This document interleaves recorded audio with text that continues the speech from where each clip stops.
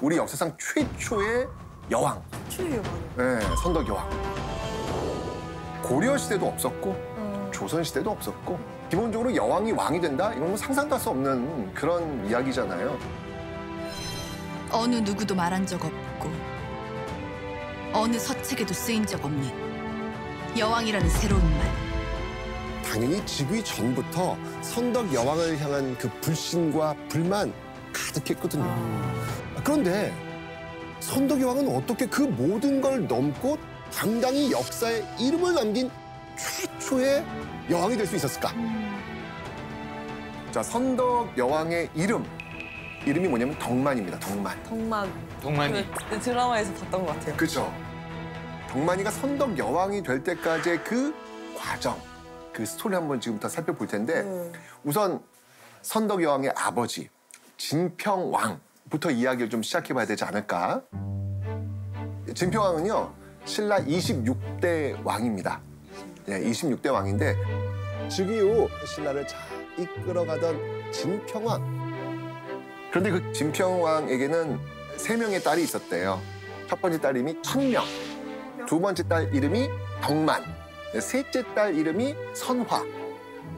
그래서 3명의 딸이 있었다고 하는데 기본적으로 이제 중요한 게 뭐냐면 왕위를 잇는 거는 아들일까요, 딸일까요? 아들. 와, 아들이 하나도 없었어요, 오늘.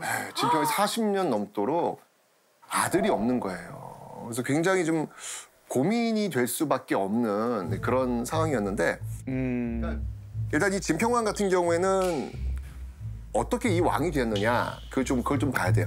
26대 왕이 진평왕이라고 그랬잖아요. 그 앞에 왕이 25대 왕 진지왕이에요. 진지왕. 근데 그 진지왕이 폐위가 됐어요. 왜 그랬을까? 왜 그랬을까요? 왜 그랬을까? 진지왕이 진지하지 않았나 봐.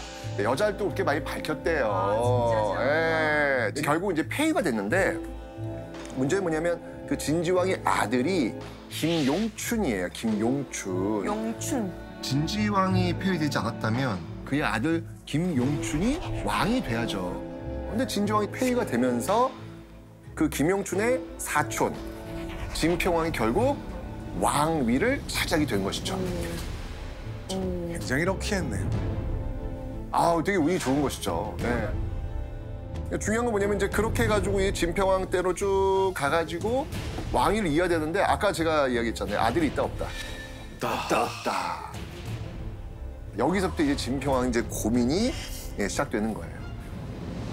우리 집안으로 이어지지 않으면 그 다음은 이 왕위가 어디로 넘어갈까요? 다시 용춘 다시 형네로. 용춘이. 용춘 형네로 가죠.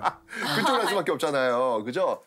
어떻게 하면 우리 집안이 계속해서 왕위 계승할 수 있을까? 아들은 없고 이걸 어떻게든 우리 집안으로 돌려야 되겠다? 뭔가 특단의 방법이 필요했겠죠. 진평왕은 결심을 합니다. 그래, 이 왕위는 둘째 덕만이한테 가는 거야. 근데 그러면 이제 왜 덕만일까? 좀 똑똑했나? 맞아요. 되게 총명하고. 네, 되게 인자하고 너그럽고 아주 총명하다는 그 기록이 있어요. 봐도 하나의 그 일화인데 중국에서 꽃씨, 모란을 보냈나 봐요. 모란 씨를 보냈나 봐요. 꽃씨하고 꽃이 피면 어떤 꽃이 피는지 그 그림을 보냈나 봐요. 네. 근데 딱 그 그림을 보더니 덕만이가 그랬대요. 아버지, 이 꽃은 향기가 나지 않습니다. 아니 그림만 보고 아직 꽃이랑 꽃 그림밖에 안 났거든요. 네. 향기가 없는데요? 라고 이야기를 했대요. 어떻게 알았을까요? 딸내미가 없다고 하니까 이건 또 웬 또 딴지 같은 소리야? 야, 한번 씹어봐. 라고 했더니 진짜로 향이 없더래요. 그래서 아직 피지도 않고 너 처음 보는 꽃인데 어떻게 알았니 했더니 꽃 그림에 모란 꽃은 있는데 그 주변에 나비가 없더래요. 향기가 없어. 나비가 없다는 이야기는 그 꽃에 향이 없음을 그림을 보고 단박에 알아챈 거죠. 통찰력이. 똑똑하다. 통찰력, 얘는 통찰력. 이야. IQ 테스트 같은 거 하면 IQ 200 나와. 그런 거잖아, IQ 테스트가. 그렇죠. 그런 느낌이네요. 이런 것만 봐도 하나의 그 일화인데, 오우, 야, 똘똘하네. 이런 걸 알 수 있겠죠. 그래가지고 진평왕이, 그래, 너야. 너를 내가 왕위에 시킬게. 근데 중요한 건 뭐냐면, 여자잖아요. 그 당시 여자는 왕이 될 수 없단 말이에요.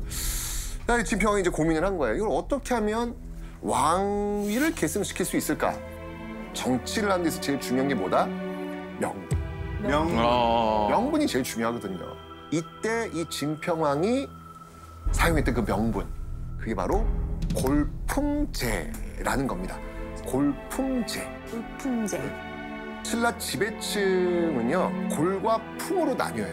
그러니까 골이 있고 그 밑에 두 품이 있는 거예요. 뼈골자예요, 뼈골자. 진골이 있어요, 진골.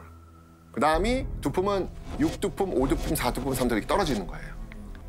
진골은 어느 집안일까요? 거의 왕가쯤 돼야 되지 않을까요? 그러니까 이 지금으로 본다면 경주 김씨들. 대부분 해당하는 왕과 거예요. 같은 성씨를 쓰는 사람. 그렇죠, 저 경주 김씨들. 근데 중요한 건 뭐냐면 아무리 머리가 뛰어나더라도 이 골품제에 의해서는 이 두품이 올라갈 수가 없어요. 왕족이라든지 고위 관료에 아무리 능력이 있어도 올라갈 수 없는 유리벽이 있는 사회. 이게 바로 신라의 골품제인데 진평왕이 이 신분제도를 이용하기로 합니다. 진골 말고 더 뛰어난 골이 있어. 그 골이 아주 성스러운 집안의 뼈다귀. 우리 집안은 바로 성골 집안이야. 그게 또 먹히나요, 근데? 그러니까 그걸 먹힐 수 있는 방법, 그러니까 어떤 사상적 이데올로기 뭐냐면 그게 불교예요. 불교를 이용해. 그러니까 어떻게 이용하냐면 우리 집안이 왜 다르냐? 우리 집안은 왕즉불, 왕이 곧 부처다. 그러니까 부처 집안, 부처님 집안의 이름을 다 따갖고 와요. 그래서 자신의 이름을 석가모니 부처님의 아버지 이름이 백정이거든요. 네. 그리고 석가모니 어머니의 이름이 마야 부인이거든요. 네. 그래서 진평왕의 부인 이름이 마야 부인이에요. 그리고 불경에 보면은 덕만 우바이라고 있거든요. 네. 거기서 이름을 따와가지고 덕만. 뭐 이런 식으로. 스토리텔링을 되게 잘했네요. 그렇죠, 그렇죠. 스토리를 만든 명분을 거예요. 잘 만들어. 그러니까 진짜 빌드업이 빌드업이 엄청나네. 그렇죠. 이렇게 하죠. 우리 집안은 부처님 집안이야. 그러니 누가 왕위를 해야 돼? 당연히 우리 집안에서 왕위를 해야지. 즉 부처가 나올 건데. 그렇죠, 그렇죠.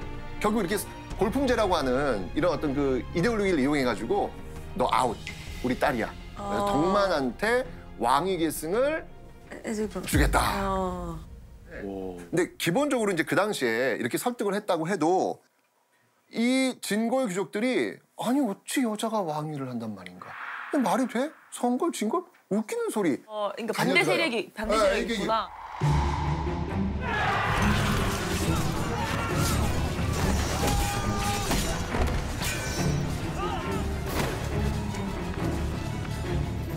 반란을 꾀하는 거예요. 근데 중요한 거는 진평왕이 그 사실을 미리 알았어. 영모를 꾀한다.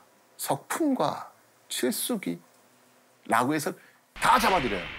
다 잡아들여가지고 칠숙 같은 경우에는요.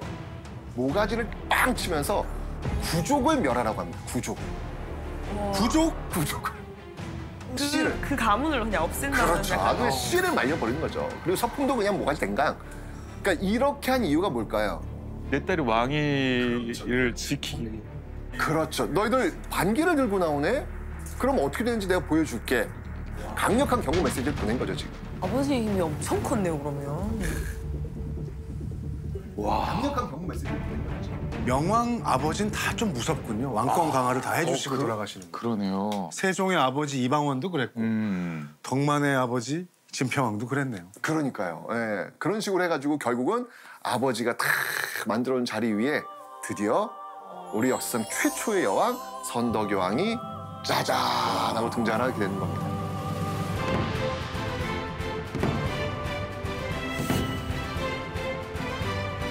새로운 신국을 이끌 우리의 폐하십니다. 그때 선덕여왕한테 붙였던 이름이 뭐냐면 성조황후예요. 귀한 피를 이어받은 어머니 같은 임금님. 그냥 극찬을 한 거죠, 그냥. 근데 진짜 근데 선덕 여왕이 덕을 많이 보여요. 첫 번째 가장 외로운 사람들, 뭐 호랍이라든지 또 홀로 된 여인이라든지 또 고아들 그런 구제 사업 이런 것들을 열심히 하고요. 게다가 1년간 세금 면제. 이야. 감사합니다. 최고! 최고! 와, 감사해요. 어이구 얼마나 좋아요. 세금 면제 해주겠다니까. 그럼요. 정치할 줄 아시네요. 진짜 정치인이네요. 세다. 그렇게 어떤 그 덕을 이제 베푸는 그런 모습들 보였고요. 그 다음에 이제 연호를 또 바꿔요. 아버지 때 연호가 뭐였냐면 건복이었거든요.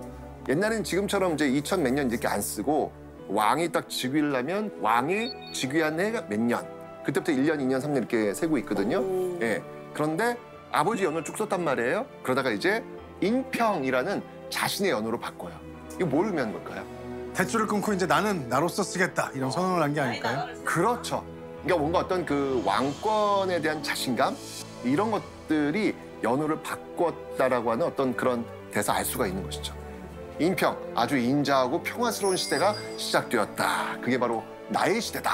이런 어떤 모습을 보이면서 선덕 여왕의 치세가 시작이 됩니다. 이 중요한 대야성을 넘긴 사람이 김풍석이야. 그의 아버지가 김춘추야. 엄청난 정적 위기에 몰릴 수밖에 없는 상황. 이래저래 김춘추와는 위기일 수밖에 없었던 것이죠.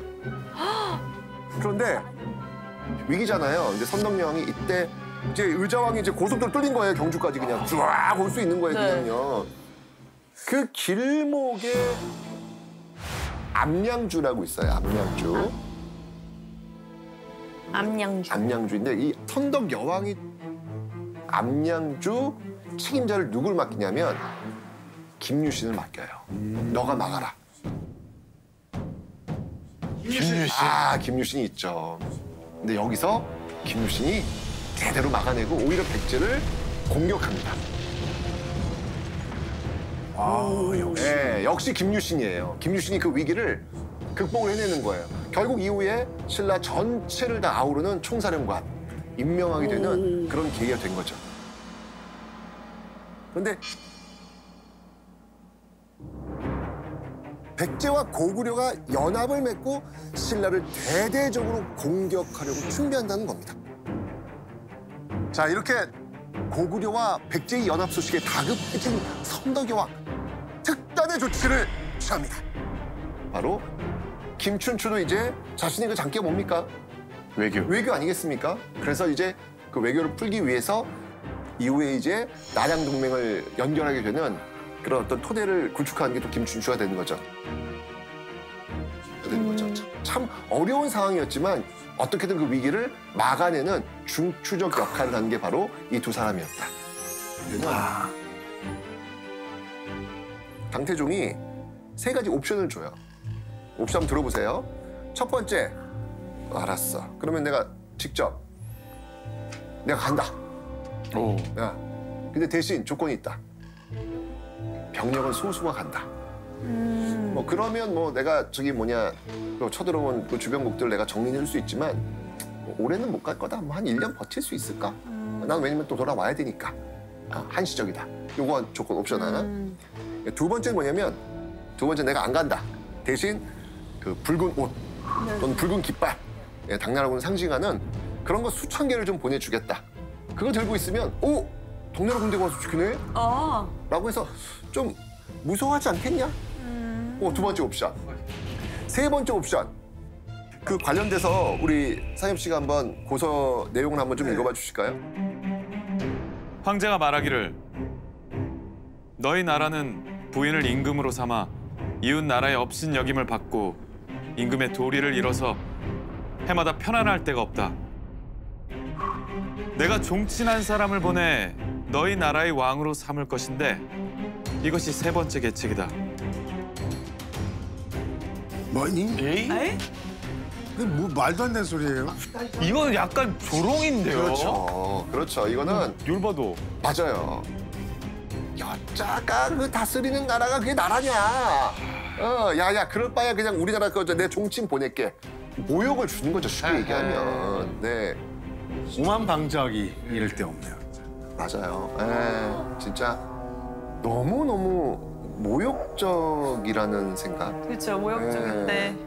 내 신하들 보기도 되게 부끄러웠을 거, 민망했을 것 같아요. 내 신하들 보기. 그러니까 솔직히 그런 거 있잖아요. 또 강대국이 인정 안 하는 거야. 그럼 어떤 생각이 들 것 같아요? 왕의 어떤 당위성이라든가 그렇죠. 뭐 우리도 흔들리는. 봐 여자가 이러니까 이 주변국에서도 이러잖아. 왕따 시작이죠. 그렇죠. 그럴 수밖에 없잖아요. 그러니까 이쯤 되면 사실 무너질 수도 있는 거잖아요. 그렇죠. 근데 그 위기 속에서 선덕여왕은 새로운 비전을 제시한 거예요. 사실 신라는요 작은 나라예요. 그리고 기본적으로 선진 문물을 받아들일 수 없는 지금의 어떤 경상북도 이쪽에 위치하고 있잖아요. 그러네요. 고립되어 있어요. 외가 쳐들어오지요. 바닷길은 막혀 있지요. 위에는 고구려 백제 있죠. 사실은 당시 이 한반도에서 가장 약체? 신라 아니야? 라고 해도 과언이 아닐 정도로 그런 나라였거든요. 그런데 이때 선덕여왕이 정말 신라 전 사람들에 대한 그 발상의 전환을 만들어내요. 642년 그 위기 속에서 바로 그 다음 해 643년에 신라 역사 이래 가장 큰 건축 사업을 하나 시도합니다. 그게 뭐냐면 바로 황룡사 9층 목탑 건설이에요.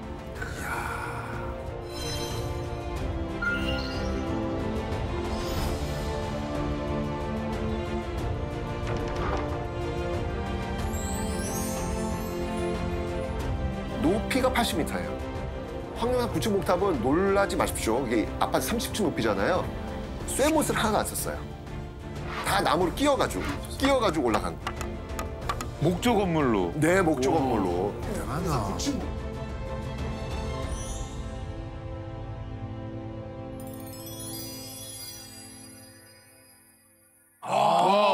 근데 이 탑을 딱 세운 이유가 뭐였냐면 9층이잖아요. 바로 신라가 정복할 그 나라들의 이름을 다 한 층 한 층마다 상징적으로 새겨놓은 거예요. 거기에는 고구려도 있고 백제도 있고 그리고 5월 당 쫙 한 거예요. 이게 뭐냐면 이제까지 신라란 나라가 이 삼국을 통일할 수 있는 어떤 그런 위치에 있는 나라 아무도 생각하지 않았어요. 근데 이때 선덕여왕은 이제 우리 신라가 가야 될 방향은 이 한반도의 주인공이 한번 돼보자. 생각해 보세요. 그 9층에 올라가서 경주 일대를 한번 둘러본다고 생각해 보세요. 그러니까. 가슴이 그냥 웅장해지지 않겠습니까? 그때는 어떤 이 가시거리라 그러나요? 그 쫙 보이니까 저기 멀리까지 다 보일 거예요. 그렇죠. 와. 그러니까 그런 것 같아요. 그 꿈이라고 하는 것, 비전이라고 하는 것은 혼자 꾸면 그냥 꿈에 그쳐요. 하지만 많은 사람이 함께 꾸는 꿈은 그게 현실이 되잖아요. 와. 그죠? 그러니까 그 황룡사 9층 목탑을 통해서 우리가 이 한반도의 주인공이 될 수 있어 라고 하는 그 꿈을 같이 나누게 되는 것이죠.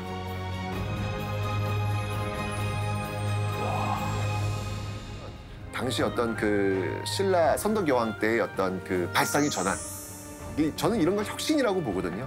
새로운 시대를 그림을 그리는 거죠. 큰 그림을 그렸던 이게 바로 선덕여왕의 역사적 의의라고 볼 수 있어요. 불심으로 지은 것도 맞겠지만 그거보다는 굉장히 많은 뜻을 품고 있는 탑이었네요. 그렇죠.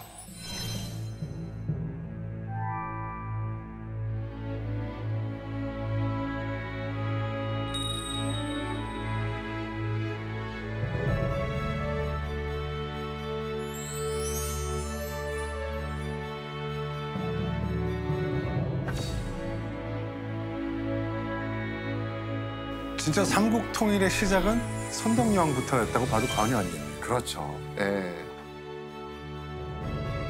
진정한 리더다. 그렇죠.